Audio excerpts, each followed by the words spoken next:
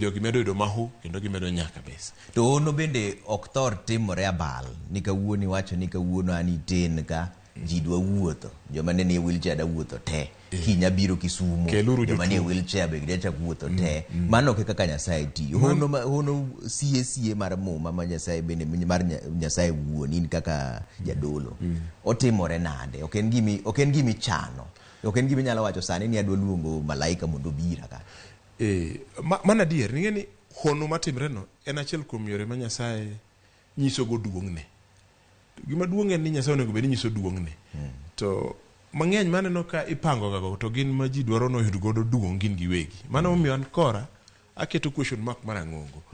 Nikech iko ni jok ma tuo duto dhi ugol gi osiptal yudo ka ji golo ji nyaka jok manie motudne gi pi. Nyaka jok manie kansa oketi e mtokni nyaka jok manigi tuoche ma waluongo ni terminal. Titing'o titere koyo titere buru tiringo go kilomita 500 ni dhi dwaro Hono ma Nyasaye timo ayie ni kendo ang'eyo ni Nyasaye timo Hono. To kaka iwacho no ok bedo pile Hono ma Nyasaye ringo pile michiko ok awachi ni nyaka wabed jok ma ang'eni samoro ng'ato nyalo wacho ni jadolo in chal no kiyie maber to gimonego wapar ni kata mana thieth en achiel kuom Nyasaye timo go Hono.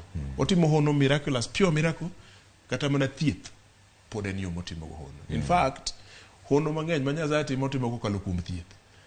Omiyo onge tiende ringo nwa parade ji kacha mondo kwanego mago mana miyo jomoko mahunono.